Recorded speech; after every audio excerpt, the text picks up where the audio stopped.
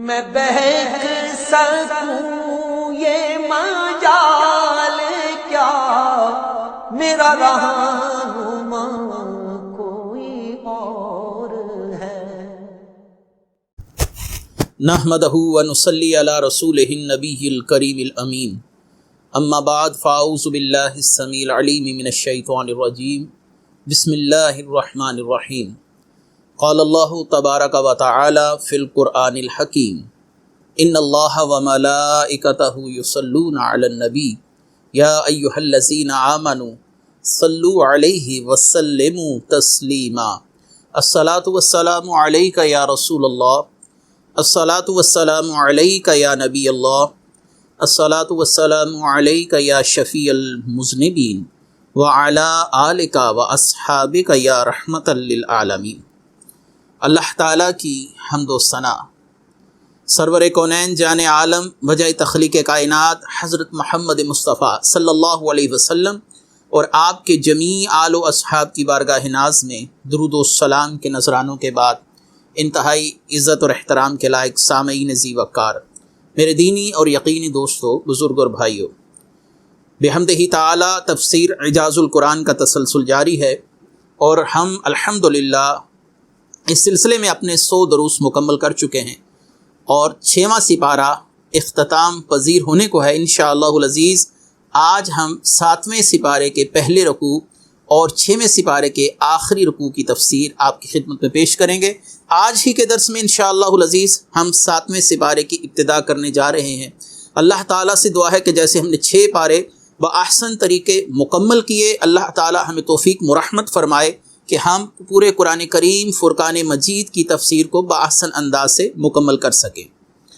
اللہ تبارک و تعالیٰ قرآن کریم فرقان حمید میں ارشاد فرماتے ہیں، یہ سورہ المائدہ کا 11واں رکوع ہے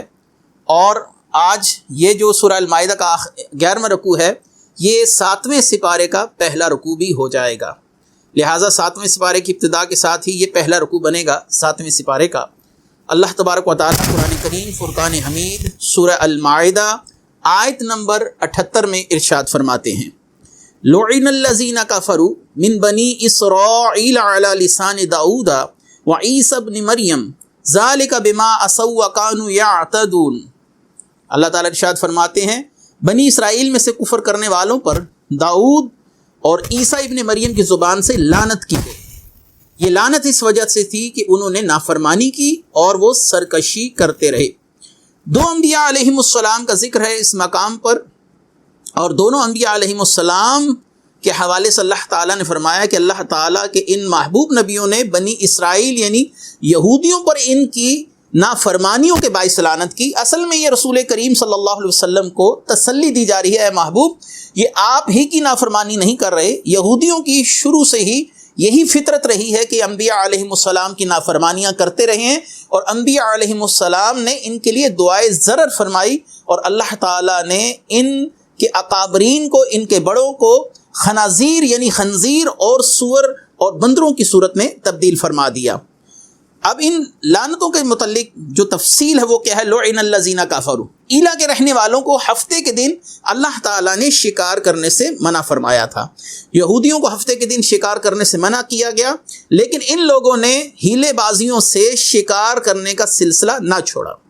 یہ ہفتے کے دن بہت سی مچھلیوں کو اپنے حوض میں لے آتے اور اتوار کے دن پکڑ لیتے اور عذر یہ پیش کرتے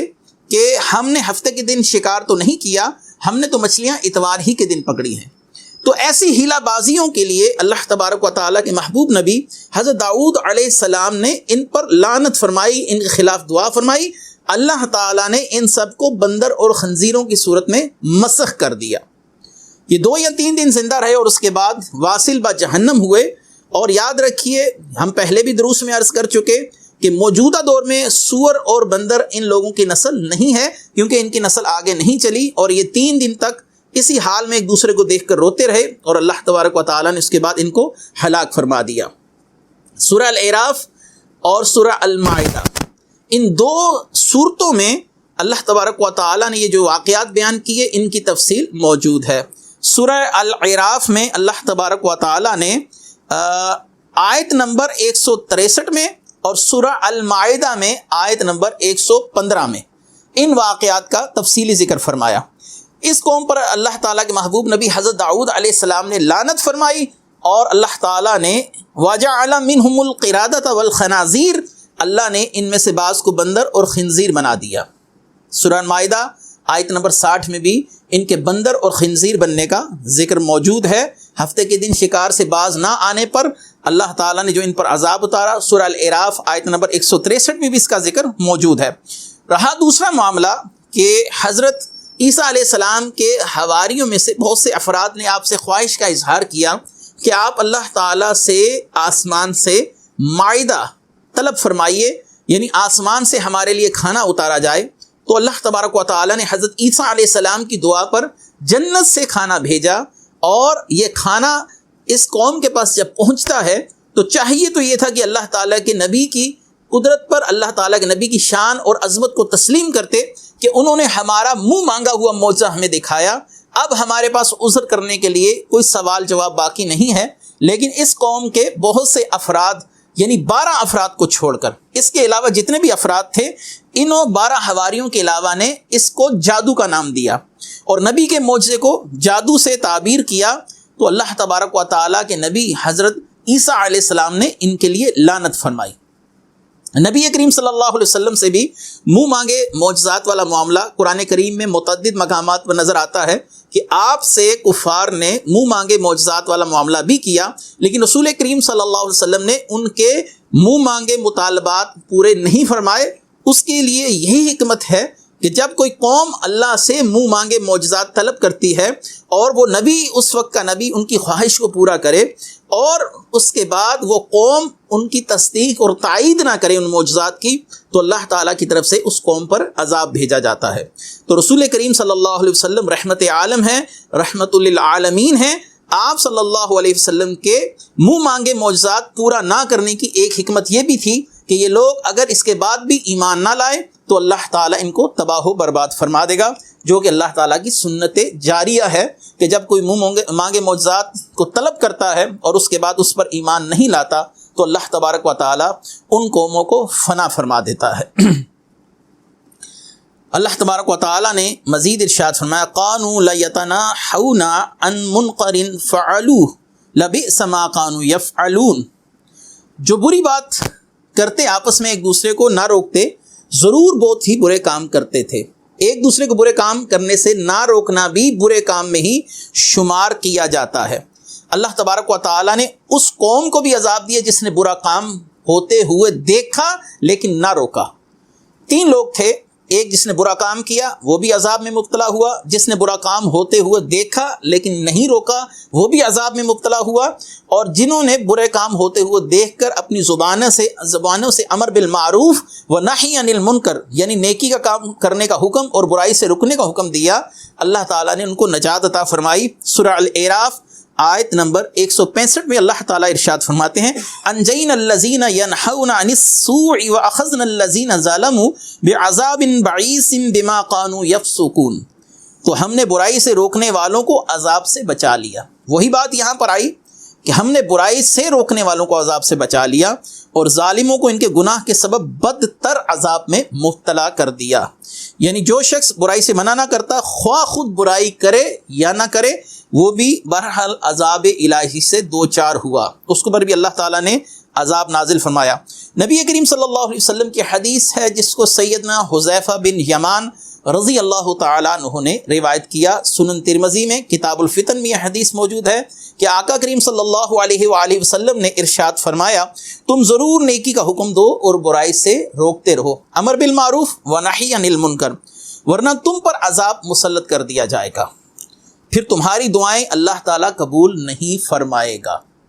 اللہ تعالیٰ تمہاری دعائیں قبول نہیں فرمائے گا جب تم امر بالمعروف و نہی عن المنکر کا فریضہ ترک کر دو گے، چھوڑ دو گے۔ یہی برائی تھی بنی اسرائیل کے اندر کہ انہوں نے بچھڑے کی پرستش ہوتے ہوئے دیکھی اور ایک بہت بڑے گروہ نے اس بچھڑے کی پرستش سے نہیں روکا، تو اللہ تعالیٰ نے بچھڑے کی پرستش کرنے والوں کو بھی اور نہ روکنے والوں پر بھی عذاب والا معاملہ ثابت فرما دیا، ان پر عذاب نازل فرمایا۔ آگے اللہ تعالیٰ ارشاد فرماتے ہیں ترى كثيرا منهم يتولون الذين كفروا لبئس ما قدمت لهم انفسهم ان سخط الله عليهم وفي العذاب هم خالدون. آپ ان میں سے بہت سو کو دیکھتے ہیں کہ کافروں یعنی بت پرستوں سے محبت رکھتے ہیں.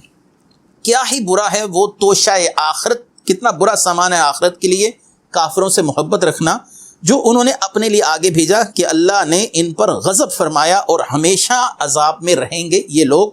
کافر تو عذاب میں رہیں گے ہی، لیکن ان سے محبت کرنے والے وہ بھی اسی وعید میں داخل ہے. جو کسی بد مذہب سے محبت کرے، رافضیوں سے محبت کرے یعنی شیعوں سے محبت کرے، نجدیوں سے محبت کرے، کسی بھی بد مذہب فرقے سے محبت کرے، اللہ تعالیٰ اس کو بھی اسی عذاب سے گزارے گا جس سے یہ لوگ گزریں گے. اللہ تعالیٰ نے قرآن کریم میں فرمایا وَلَا تَرْكَنُوا إِلَى الَّذِينَ ظَلَمُوا فَتَمَسَّكُمُ النَّارُ.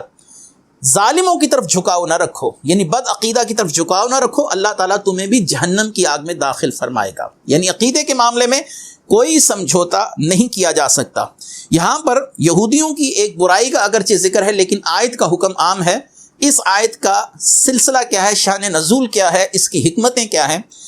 آپ کو یاد ہوگا جو لوگ ہمارے دروس سیرت رحمت للعالمین تسلسل کے ساتھ سن رہے ہیں، ہم نے پوری تفصیل کے ساتھ قبیلہ بنو نذیر کی جلا وطنی کا واقعہ بیان فرمایا. جب قبیلہ بنو نذیر کو نبی کریم صلی اللہ علیہ وسلم نے مدینہ سے جلا وطن کیا، اس آیت کا تعلق اس صورتحال کے ساتھ ہے. تو بنو نذیر میں کعب بن اشرف یہودی یہ رسول اللہ صلی اللہ علیہ وسلم سے بدلہ لینے کے لیے بےتاب تھا، بے چین تھا کہ جب ہمیں آپ نے مدینے سے نکال دیا تو یہ ہمارے لیے بڑی رسوائی کا سامان ہوا. تو اس نے رسول اللہ صلی اللہ علیہ وسلم سے بدلہ لینے کے لیے مکے کے کافروں سے رابطہ کیا اور مکے کے کافروں سے جا کر روابط کو بحال کیا اور انہیں دعوت دی کہ نبی کریم صلی اللہ علیہ وسلم پر حملہ کیا جائے، ہم پوری قوت اور پوری طاقت کے ساتھ تمہارا ساتھ دیں گے. تو اب مشرقین کے ذہن میں ایک سوال تو ضرور تھا، یہودی جو بھی ہیں تو اہل کتاب، ایک اللہ کے نبی کے ماننے والے ہیں، اللہ کو مانتے ہیں، تو یہ عقیدے کے لحاظ سے رسول اللہ کے زیادہ قریب ہیں نہ کہ ہمارے، کیونکہ نہ ہم اللہ تعالیٰ کی کسی کتاب کو مانتے ہیں نہ کسی نبی کو مانتے ہیں. تو اس مسئلہ پر مشرقین نے کعب بن اشرف یہودی اور اس کے رفقا سے سوال کیا تھا کہ ہمیں اس بات کا کیسے یقین ہو کہ تم ہمارے زیادہ قریب ہو اور محمد صلی اللہ علیہ وسلم کے زیادہ خلاف. یہ نہ ہو کہ ہم یہاں سے مکے سے رسول اللہ صلی اللہ علیہ وسلم پر حملہ کرنے کے لیے نکلیں اور تم کل کو ہمارا ساتھ چھوڑ دو. تو کعب بن اشرف نے ان مشرقین مکہ کو یقین کروانے کے لیے کہ ہم آپ کے ساتھ ہیں، ہم آپ سے زیادہ قریب ہیں، رسول اللہ کے مخالف ہیں، انہوں نے ان کفار کو خوش کرنے کے لیے بتوں کو سجدہ بھی کر دیا، جو کہ شرک سے تعبیر کیا جا سکتا ہے. دیکھیں کہ رسول اللہ صلی اللہ علیہ وسلم سے یہودیوں کو اتنا بغض ہے کہ اللہ تعالیٰ کی پرستش بھی چھوڑ دی. آج کے یہودی بھی مسلمانوں کے خلاف اسی طرح دلوں میں کینہ رکھتے ہیں. یہ اللہ تعالیٰ کی پرستش چھوڑ سکتے ہیں لیکن مسلمانوں کے خلاف جو ان کے دلوں میں غیظ و غضب ہے وہ اس حد تک ہے کہ انہوں نے اللہ کو چھوڑ کر بتوں کی پرستش شروع کر دی، یعنی بتوں کو سجدہ کیا. اللہ تعالیٰ نے قرآن کریم سورہ نساء آیت نمبر 51 میں کعب بن اشرف یہودی اور اس کے رفقا کا عمل نقل فرمایا. اللہ نے فرمایا الم تر الی الذین اوتوا نصیبا من الکتاب یؤمنون بالجبت والطاغوت ویقولون للذین کفروا ہؤلاء اہدی من الذین آمنوا سبیلا. کیا تم نے وہ لوگ نہ دیکھے، اللہ نے فرمایا جن کو کتاب کا حصہ دیا گیا تھا، یعنی یہودیوں کو کتاب دی گئی تھی، تو وہ بتوں اور شیطان پر ایمان لاتے ہیں، یعنی بتوں کو سجدہ کیا، بتوں کی پرستش کرنے والے بن گئے بغض رسول کے اندر. اور کافروں کے بارے میں کہتے ہیں کہ وہ اہل ایمان سے بہتر راستے پر ہیں، یعنی کافروں کی تعریف کرتے ہیں کہ وہ محمد رسول اللہ صلی اللہ علیہ وسلم سے نعوذ باللہ بہتر ہیں. تو اس آیت میں یہودیوں کی خباثتوں کا ذکر اللہ تعالیٰ نے فرمایا کہ یہ کتنی خباثتوں کے اندر مبتلا ہے کہ رسول کریم صلی اللہ علیہ وسلم اور اسلام دشمنی میں بت پرستی کرنے سے بھی نہیں چونکے. اگلی آیت مبارکہ میں اللہ تبارک و تعالی نے ارشاد فرمایا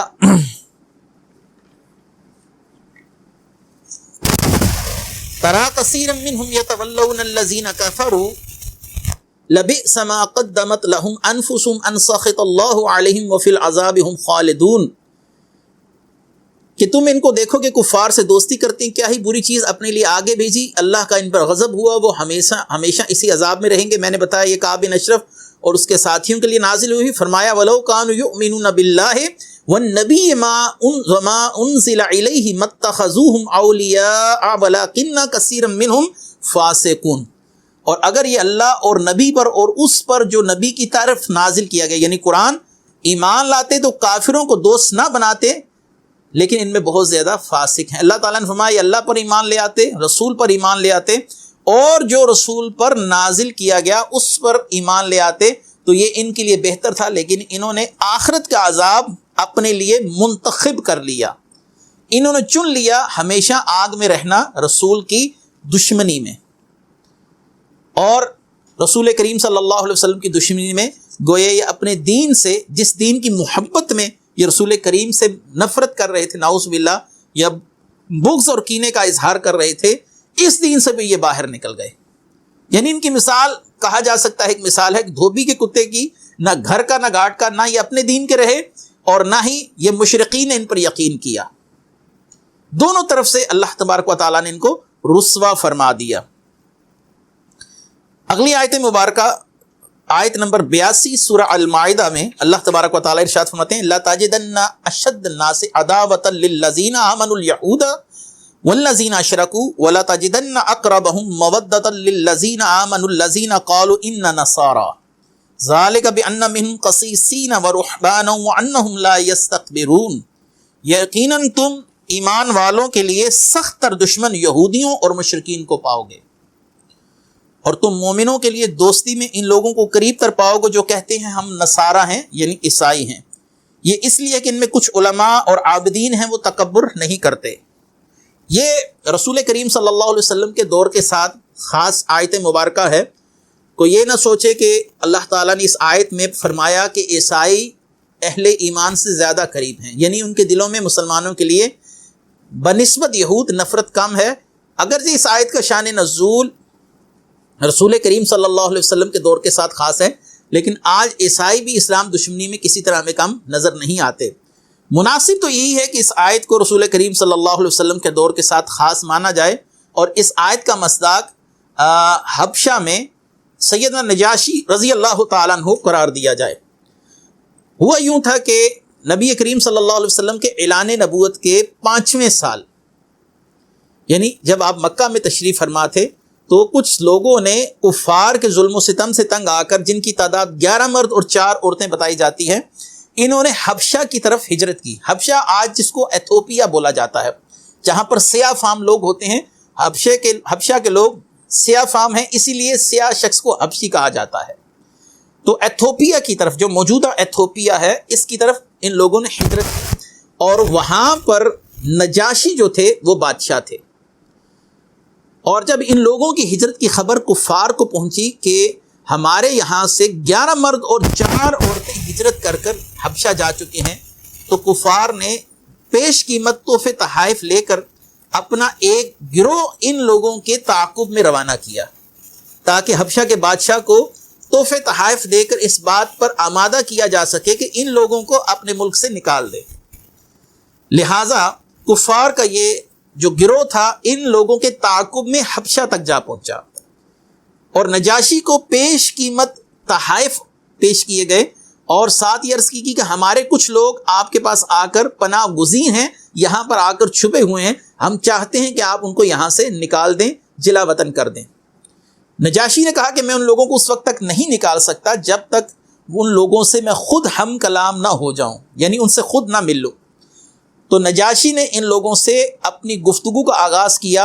اور اس گفتگو میں جو مسلمانوں کی طرف سے گفتگو کر رہے تھے وہ رسول اللہ کے چچا کے بیٹے سیدنا جعفر بن طیار رضی اللہ تعالی عنہ تھے، جو حضرت علی رضی اللہ تعالی عنہ کے بڑے بھائی تھے۔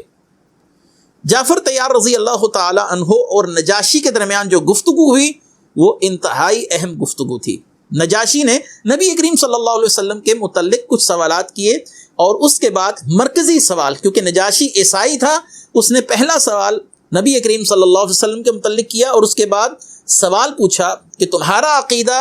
حضرت عیسیٰ اور ان کی والدہ کے لیے کیا ہے۔ اس سوال پر مشرکین کو خوشی ہوئی کہ مسلمان حضرت عیسیٰ کو اللہ کا بیٹا نہیں مانتے۔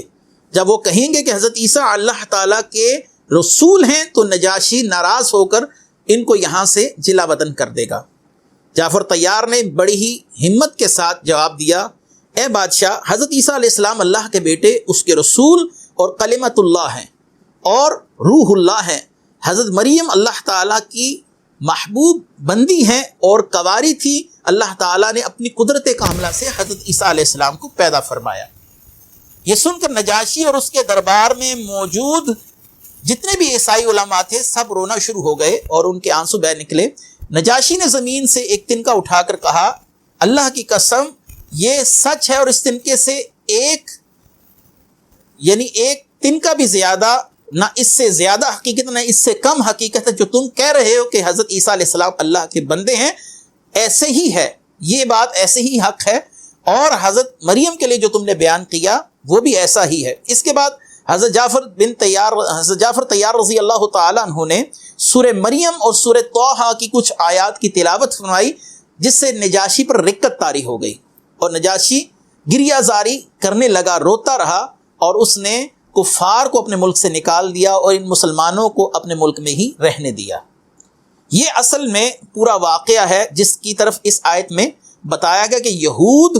اور مشرکین یہ مسلمانوں کے بڑے دشمن ہیں۔ ہاں، عیسائیوں کے دلوں میں کچھ حد تک مسلمانوں کے لیے رحم پایا جاتا ہے، تو اس آیت کا تعلق اصل میں حبشہ کے ان عیسائیوں کے ساتھ ہے اور ان علماء کے ساتھ ہے جو اس وقت نجاشی کے پاس موجود تھے۔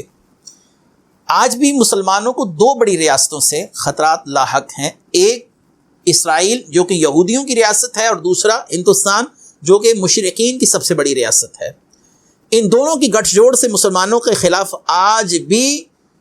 عملی طور پر خفیہ منصوبے تیار کیے جاتے ہیں، مسلمانوں کو ہر طرح نقصان دینے کے لیے، مسلمانوں کو ہر طرح دین سے دور کرنے کے لیے عملی اقدامات اٹھائے جاتے ہیں۔ اب یہاں پر ایک سوال ہوگا، بالفرض ہم اس آیت کا حکم آج کے دن کے لیے بھی مان لیں کہ یہ آیت نجاشی کے لیے تو ٹھیک ہے، لیکن اس کا حکم آج کے لیے بھی ہے، تو پھر اس کی ایک تعویل کی جا سکتی ہے۔ اگرچہ امریکہ مسلمانوں کا دشمن ہے اور ایک عیسائی ریاست ہے، تو پھر قرآن کی اس آیت کا کیا جواب ہوگا؟ کچھ لوگوں کے ذہنوں میں یہ سوال آئے گا۔ تو یاد رکھیے کہ امریکہ کا جو بھی معاملہ ہے وہ اس وقت یہودیوں کے ہاتھ میں ہے، اس کی انتظامی امور تمام کے تمام یہودیوں نے اپنے ہاتھ میں رکھے ہیں۔ امریکہ برائے نام ہی عیسائی ریاست ہے، امریکہ پر جو تسلط ہے اور امریکہ کے جو حکمران ہیں ان میں یہودیت کا تسلط اور غلبہ زیادہ ہے، اور اس کا سارا انتظام انہوں نے اپنے ہاتھوں میں رکھا ہے۔ بہرحال یہ دیکھا گیا کہ عیسائی جب قرآن کریم کو غور و فکر سے پڑھتے ہیں تو اسلام کو جلدی قبول کرتے ہیں۔ یہ ہمارے ایک علماء کے گروہ کی رائے ہے کہ اس آیت کا حکم آج بھی ہے۔ مثلا یہاں پر ایک واقعہ ایک معتبر عالم دین فرماتے ہیں کہ جب امریکہ کے اندر 9/11 کے واقعات ہوئے اور ورلڈ ٹریڈ سینٹر کو گرایا گیا تو ایک خاتون نے اسلام کے خلاف کتاب لکھنے کے لیے اور جہاد کے خلاف کتاب لکھنے کے لیے قرآن کو پڑھنا شروع کیا، لیکن اس کی حالت بدل گئی اور قرآن پڑھنے کے بعد اس نے فوراً ہی اسلام قبول کر لیا، اور اس نے کہا میں اس بات کا اقرار کرتی ہوں کہ قرآن اللہ تعالیٰ کی نازل کردہ کتاب ہے، اور قرآن کریم فرقان حمید کے اندر جو حقائق ہیں ان کا انکار قطعاً نہیں کیا جا سکتا۔ اس کے ساتھ ہی ہمارے 6 سپارے ختم ہوئے، ہم 7ویں سپارے کی پہلی آیت مبارکہ کی طرف جا رہے ہیں، اور انشاءاللہ العزیز یہ 7ویں سپارے کی پہلی آیت مبارکہ کے ساتھ ساتھ 7ویں سپارے کا پہلا رکوع شروع ہو رہا ہے۔ اللہ تعالیٰ قرآن میں ارشاد فرماتے ہیں وَإِذَا سَمِعُوا مَا أُنزِلَ إِلَى الرَّسُولِ تَرَىٰ أَعْيُنَهُمْ تَفِيضُ مِنَ الدَّمْعِ مِمَّا عَرَفُوا مِنَ الْحَقِّ يَقُولُونَ رَبَّنَا آمَنَّا فَاكْتُبْنَا مَعَ الشَّاهِدِينَ۔ اور جب یہ سنتے ہیں وہ قرآن جو رسول کی طرف نازل کیا گیا، کیا تم دیکھو گے ان کی آنکھیں آنسوں سے ابل پڑتی ہیں، اس لیے کہ وہ حق کو پہچان گئے اور کہتے ہیں اے ہمارے رب ہم ایمان لائے، پس تو ہمیں حق کے گواہوں کے ساتھ لکھ لے۔ اس کے پیچھے وہی واقعہ ہے نجاشی رضی اللہ تعالیٰ عنہ کا، جب انہوں نے سورہ مریم سورہ طٰہٰ کی آیتیں سنی تو ان کی آنکھیں اشکوں سے سیل بار ہو گئیں اور ان کی آنکھیں اشک رواں ہو گئیں۔ پھر جب یہ حبشہ کا وفد سرکار دو عالم صلی اللہ علیہ وسلم کی خدمت میں حاضر ہوا اس وقت میں 70 آدمی داخل تھے. نبی کریم صلی اللہ علیہ وسلم نے ان کے سامنے سورہ یاسین کی خود تلاوت فرمائی. یہ سورہ یاسین کی تلاوت سن کر رونے لگے. ان آیات میں اسی طرف ان واقعات کی طرف ہی اشارہ کیا گیا. نبی کریم صلی اللہ علیہ وسلم کو فرمایا گیا کہ آپ ان کو دیکھ رہے ہیں جو حق کو پہچان کر رو رہے ہیں. ہمارے بعض علماء نے اس سے مسئلہ حاضر و ناظر پر بھی استدلال کیا کہ دنیا میں جو بھی شخص قرآن کو پڑھ کر حق پہچان کر روتا ہے نبی کریم صلی اللہ علیہ وسلم اس کو ملاحظہ فرما رہے ہوتے ہیں، کیونکہ اللہ تعالیٰ نے فرمایا تَرَىٰ أَعْيُنَهُمْ تَفِيضُ مِنَ الدَّمْعِ مِمَّا عَرَفُوا مِنَ الْحَقِّ، کہ آپ ان کو دیکھ رہے ہیں کہ وہ حق کو پہچان کر روتے ہیں. اور اللہ تبارک و تعالیٰ اہل ایمان کے متعلق کیا ارشاد فرماتا ہے؟ یہ قرآن مجید کو پڑھ کر رونا یہ بھی عبادات میں سے ہے. رسول اللہ صلی اللہ علیہ وسلم نے ارشاد فرمایا قرآن کو غم کے ساتھ پڑھو، کیونکہ یہ غم کے ساتھ نازل کیا گیا. اب یہاں پر سوال یہ ہے کہ تو غم کے ساتھ تو وہ پڑھ سکتا ہے جس کو سمجھ آئے،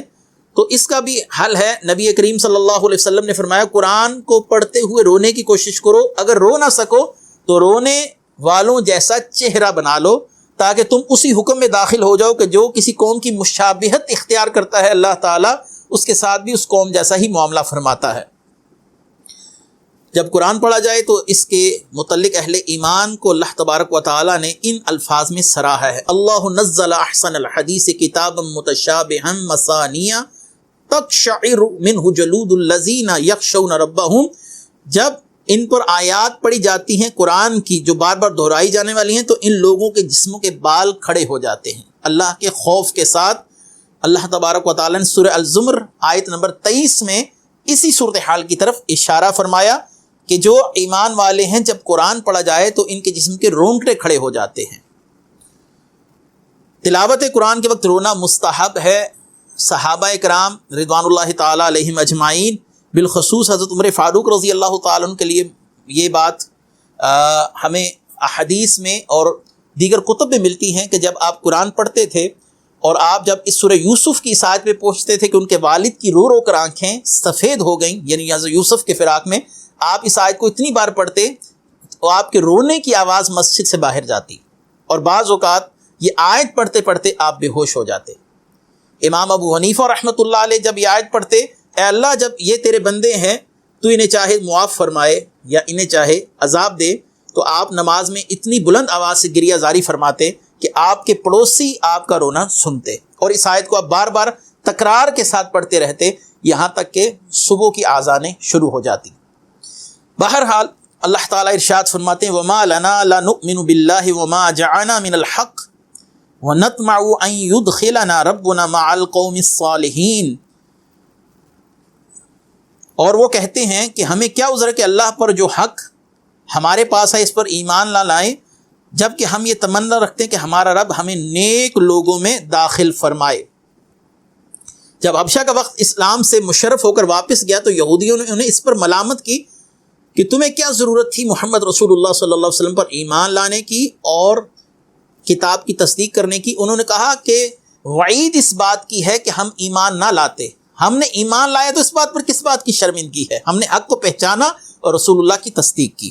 فَأَصَابَهُمُ اللَّهُ بِمَا قَالُوا جَنَّاتٍ تَجْرِي مِن تَحْتِهَا الْأَنْهَارُ خَالِدِينَ فِيهَا وَذَلِكَ جَزَاءُ الْمُحْسِنِينَ. تو اللہ نے ان کے اس قول کے بدلے انہیں جنتی باغات عطا فرمائے جن کے نیچے نہریں بہتی ہیں، جن میں ہمیشہ رہیں گے، یہ اخلاص والوں کی جزا ہے. وَالَّذِينَ كَفَرُوا وَكَذَّبُوا بِآيَاتِنَا أُولَٰئِكَ أَصْحَابُ الْجَحِيمِ. اور جنہوں نے کفر کیا ہماری آیات کو جھٹلایا وہی لوگ ہیں جو اہل جہنم میں سے ہیں. اس کے ساتھ ہی ہمارا یہ پہلا رکوع الحمدللہ 7ویں سپارے کا ختم ہوا. اللہ تعالیٰ سے دعا ہے کہ اللہ تعالیٰ ہمیں ایمان، عافیت اور سلامتی والی زندگی اور خاتمہ بالخیر نصیب فرمائے. وآخر دعوانا ان الحمدللہ رب العالمین. میں بہک سکوں یہ مجال